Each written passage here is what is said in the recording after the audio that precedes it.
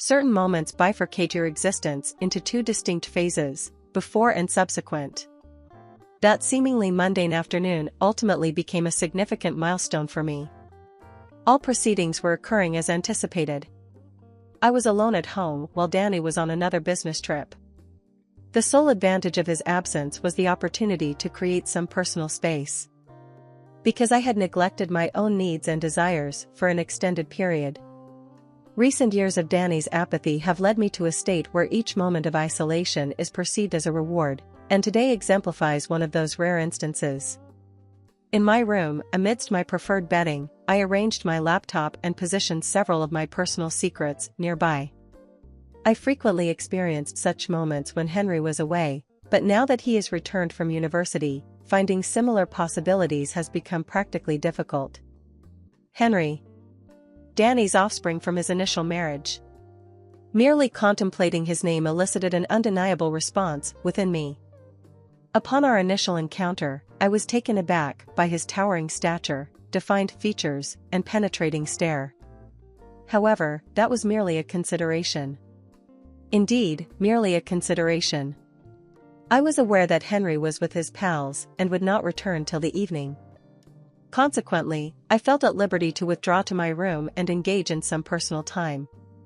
I believed I had closed the door, but I did not recognize that it had not fully latched. Subsequently, everything descended into chaos. As I began to unwind, Henry entered. The brief moment our gazes intersected seemed to last an eternity. I attempted to conceal the toys in my hands, but it proved futile. The auditory output from my laptop penetrated his auditory perception, causing his eyes to widen more. My body became immobilized. I was unable to conceal myself, silence the noise, or evade this degrading predicament. My heart was racing intensely, as if it may rupture from my chest. The expression on Henry's visage was indelible. Surprise, intrigue, and an alternative. A form of attraction, perhaps even longing. At that time, the feelings surging within me encompassed more than mere shame. That gaze illuminated the void I had been harboring. I suppose I should have knocked, Henry remarked, his voice somewhat tremulous yet resonant. He gradually retreated, his gaze fixed upon me. As the door closed, I was unable to grasp what had just transpired between us. However, an initiation had occurred, one that was profoundly erroneous, perilous, yet undeniably alluring. As soon as the door shut, I fell into the bed, concealing my face in my hands. What actions had I undertaken? I was a 42-year-old woman, and Danny's son, my stepson, had just witnessed me in that manner. I repeatedly envisioned the expression in his eyes, and with each recollection, I experienced an unusual warmth enveloping me, yet concurrently, I was submerged in a profound sense of humiliation. That expression. It was not merely astonishment. There was an additional element, as if he comprehended me, or want more. Contemplating it felt inappropriate and repugnant, did it not? However, I was unable to restrain myself. My heart raced, and the unusual sensation within me transcended mere shame. I had already observed Henry's attentiveness. His gaze remained on me, subtly conveying his interest. However, I consistently endeavored to dismiss it, feigning its absence. Up till the present day. This interaction transformed everything. 3 days, I contemplated. Danny was on his trip, leaving me and Henry alone in the house for 3 days. I was uncertain about how to confront him. However, beneath the apprehension of the implications, there existed an unmistakable exhilaration. Prohibited, perilous, and inescapable. I believed it would conclude at this point. I believed it would merely be an incident. However, I was unaware of what would transpire next. I was entirely oblivious to what was ahead the next day. To experience confessions of this nature for the first time and to provide your support, please join my channel, subscribe, and activate notifications. Believe me, this narrative will be among the most exhilarating you have ever encountered. I did not observe Henry throughout the entire day. That night, I struggled to get slumber. The following day, the majority of the time elapsed in silence. Henry hardly exited his room, and after swiftly cooking a meal in the kitchen, I withdrew to the living room. It seemed we were both resolute in avoiding eye contact and conversation, yet that quiet emanated a palpable energy in the atmosphere. We both observed it but opted to disregard it. In the evening, I resolved to take a shower. As the warm water cascaded over my skin, I endeavored to dispel the events of the preceding day from my thoughts. However, Henry's expression, both surprised and intensely vivid, continued to loop in my mind. Engrossed in contemplation, I was jolted when the power abruptly ceased. The water continued to flow, yet the room was enveloped in complete darkness. For a brief while, I experienced panic.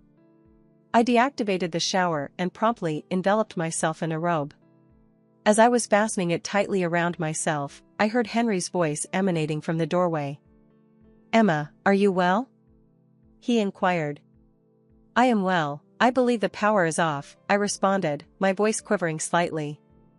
I secured the belt of my robe and proceeded towards the source of his voice. Upon entering the kitchen, I was unable to see him, however I could discern his footsteps. "We must locate a candle," he stated, his tone rather strained. The subdued illumination from a streetlight outside faintly illuminated one area of the kitchen, but the remainder of the room remained enveloped in darkness. While we both clumsily navigated, I unexpectedly collided with him. My shoulder collided with his chest, and we both paused, suspending our breath. His hands automatically grasped my waist, stabilizing me to prevent a collapse. However, that contact? It was not merely a reflex. "Apologies, I failed to see you," Henry remarked, his tone subdued, like a murmur. Our gazes intersected, subtly illuminated by the muted light seeping in from outside. At that time, the attraction between us was more intense than anything I had ever experienced. "It is okay," I whispered, unable to conceal the quiver in my voice. My heart was racing so intensely that I was convinced he could perceive it. Henry's gaze shifted to my lips. His breath caressed my face, and the space between us decreased to nearly zero. "Emma," he spoke gently, his tone laden with sentiment. I was reluctant to withdraw. At that moment, every barrier I had adhered to dissolved completely.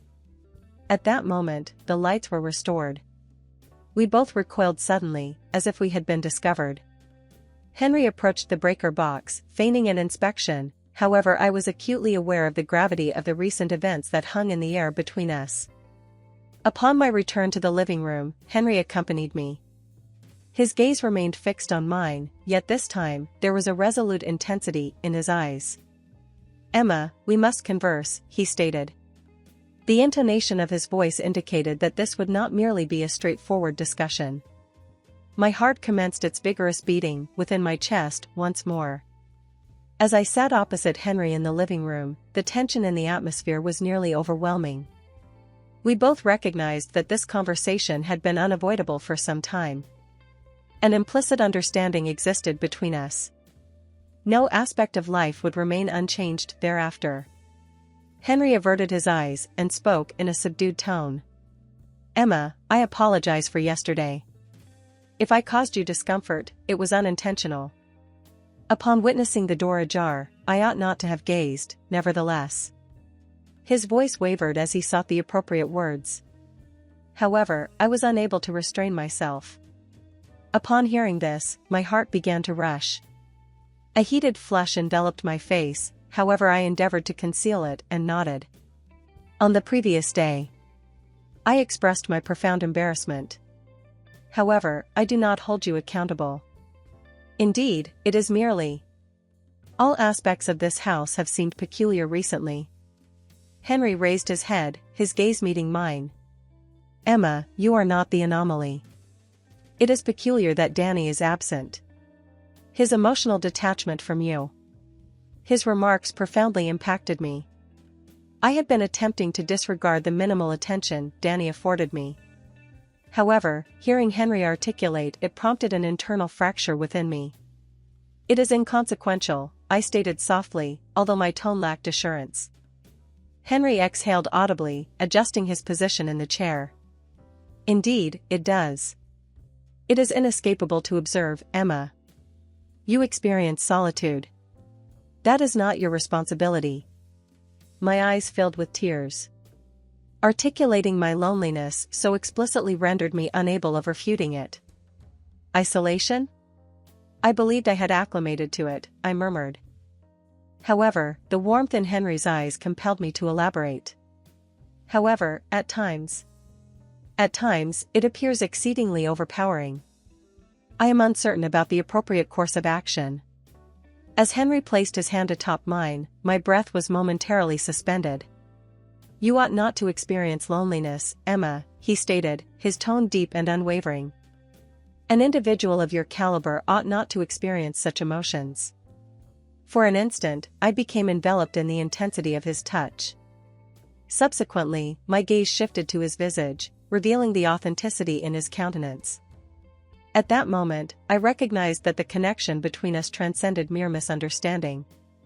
Henry exhibited a grave demeanor. I attempted to alter the topic to shift the discourse. I wish to discuss Carly, I stated, my voice now more composed. I was concerned about you. You stated that you ended the relationship, although. What is the reason? Henry paused momentarily, then inhaled deeply, locking eyes with me. Due to. He stated that he has not experienced any feelings for her in a considerable duration. The relationship had concluded. I was unable to acknowledge it. I scrutinized his statements meticulously. Why at this moment? What prompted your decision to conclude it at this moment? I inquired. For a brief while, Henry diverted his gaze, then returned his attention to me. We were so near that I could sense his breath. He stated, I am fond of you, Emma. His voice was subdued yet distinct. Carly has become irrelevant as you occupy my thoughts. This situation has persisted for some time. Consequently, I terminated it. I attempted to articulate a response, but no words emerged. At that time, Henry delicately positioned his hands on my waist and drew me nearer. Our mouths were mere inches apart. I recognized that this was not merely a transient infatuation. This was an irrevocable step. When Henry's lips finally contacted mine, it felt as though time had ceased. His warmth, confidence, and the attraction I experienced toward him entirely enveloped me. My heart raced intensely, and my head was devoid of thought. This moment, here and now, was solely with him. The strength of my emotions compelled me to take action. I gradually disengaged from the kiss, retreating slightly as I endeavored to regain my breath. Gazing into his eyes, I said, I have been captivated by you for some time, Henry. Upon uttering the confession, I sensed the full dissolution of all barriers between us. A brief hush ensued between us. The silence constituted the pivotal interval. The moment when we both contemplated the extent of our willingness to proceed. I fixed my gaze upon his. Inhaled deeply and rose to a standing position. He was astonished, yet a glimmer of longing flickered in his eyes. I can no longer endure this alone, I stated, my tone resolute yet unwavering. I had restrained myself for such an extended period that ceasing now seemed futile. Henry's eyes were locked onto me, his look piercing and captivating. Gradually, I loosened the belt of my robe, sensing the material descend from my shoulders and cascade to the floor. His gaze tracked every motion, fixating on me as the robe tugged at my feet. Silently, I approached the expansive couch in the living room. Delicately, I let myself to descend into the plush cushions, resting as my body extended across the sofa. Henry did not waver for an instant. He systematically removed his garments, setting them aside. Each movement appeared intentional, as though he were challenging time itself, inexorably advancing toward the unavoidable. One of his knees was positioned on the couch adjacent to me, his hands clasping the cushions on either side of my body for stability as he leaned toward me. I could sense his breath on my skin, his warmth flowing through me like an electric current. Upon our gaze intersecting, his lips gradually approached mine. The kiss transcended mere physicality, it was an eruption of repressed emotions, illicit thoughts, and desires stemming from solitude. Henry's hands moved softly to my waist, his touch simultaneously gentle and firm. I focused my gaze on Henry. At that moment, I experienced an inside sensation. It was an item of neglect. As Henry persisted, my fondness for him increased. Shortly thereafter, my body convulsed, and I shut my eyes, emitting a loud noise. Upon opening my eyes, I observed Henry's broad shoulders and rested my hands on his back. His visage was reddened, and we were both panting. I was completely immersed in the moment. Henry appeared exceedingly joyful and imbued with affection. As my body began to tremble once again, I sank my claws into Henry's back. He must have genuinely enjoyed it, since he allowed himself to relax as well. I experienced an inward warmth that was just delightful. Each time I shared with Henry elicited both exhilaration and unease. Danny had several days remaining before his trip home, during which Henry and I engaged in fervent encounters that transcended all limits. The things we undertook were so instinctive and unavoidable that their inherent wrongness was relegated to the recesses of my consciousness. Henry's presence alleviated the emptiness caused by Danny's apathy, revitalizing my spirit. Upon Danny's return, his apathy persisted unaltered. The solitude I experienced during his absence and the comfort I felt with Henry further exacerbated the chasm between us. Henry and I persisted in our text exchanges, despite Danny's presence. Engaging in conversation with him addressed an emptiness in my life that I could not overlook. On an ordinary evening, Danny stated that he had a work meeting and would not return home that night. I could not conceal the exhilaration that surged within me. I began composing a message to Henry on my phone. Danny is not at home this evening. It is solely us. I really anticipate our meeting. I hesitated for several seconds before pressing send, my pulse racing in my chest. Ultimately, I dispatched the message and placed my phone on the table, a subtle smile emerging as I contemplated the forthcoming evening. I was unaware of events occurring in other locations. At that precise time, Henry was facing his former girlfriend Carly. Her relentless fixation on him had grown intolerable, prompting him to clarify the situation. Carly's eyes blazed with resolve and retribution as she interjected into each of his statements. "Carly, that is sufficient," Henry stated, his tone resolute yet weary. "Refrain from interfering in my life. I no longer desire your presence." At that moment, Henry's phone vibrated on the table. Carly's attention diverted, and she observed the television. Her eyes furrowed, and the artificial smile she had been displaying vanished. "I was aware of it," she spat, her voice laden with malice. "I observed the two of you engaging in a kiss." Henry advanced to seize his phone, although Carly retreated, grasping it firmly. "I will disclose everything to Danny," she declared, her eyes aflame with animosity. "I have observed you daily, Henry." Henry's heart plummeted, and he realized that events were on the verge of descending into chaos. That evening, Henry informed me about Carly. He said, his tone unwavering, "I conversed with her yesterday. No events transpired. I instructed her to refrain from involving herself in my life. She has been troubling me for some time, but it is concluded now."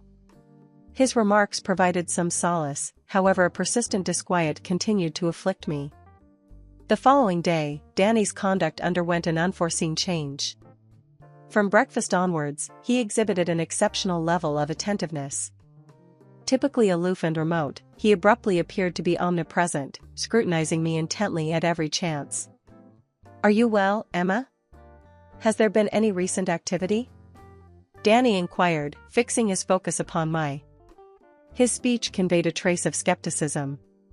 He maintained this conduct throughout the day, and my terror intensified with each passing instant. By dusk, I could no longer endure it. I dispatched a message to Henry. "Danny is exhibiting peculiar behavior. He appears to harbor suspicions regarding something. I am quite frightened." As soon as I pressed submit, the doorbell chimed. Upon Danny's opening of the door, Carly's voice reverberated across the corridor. My gaze instantly shifted to the corridor, and upon seeing her, a frigid sensation coursed through me. Carly stood there, a cunning smile on her lips, her eyes darting between me and Henry. Her eyes said everything. She was aware. She had evidently determined her course of action about that knowledge. Danny, remaining unaware, inquired, "Carly, what brings you here?" His words conveyed perplexity, while Carly's gaze remained steadfast, as if she had meticulously rehearsed this moment and selected her stage with care. "Greetings, Emma," Carly remarked, her tone laden with derision. Her penetrating look immobilized me, causing my breath to falter. She cast a fleeting glance at Henry before redirecting her attention to me, her smile expanding. "It appears we have plenty to discuss," she remarked, her smile perilously self-satisfied. At that instant, something within me fractured. My head was inundated with tumultuous notions. What knowledge does she possess? What will she articulate? Will she inform Danny? Is everything poised to conclude at this moment? My hand shook uncontrollably as I gazed at Henry, whose eyes reflected my trepidation. However, the most daunting presence in the room was Carly, accompanied by her serene yet threatening smile. At that moment, I became aware. This was merely the commencement. Remain attentive. This narrative is far from concluded. Do not overlook what is forthcoming. If you have reached this point, it is evident that my narrative resonates with you. There is far more to convey, and you will not wish to overlook any detail. Click the follow button, activate notifications, and provide a comment with your predictions for the following developments.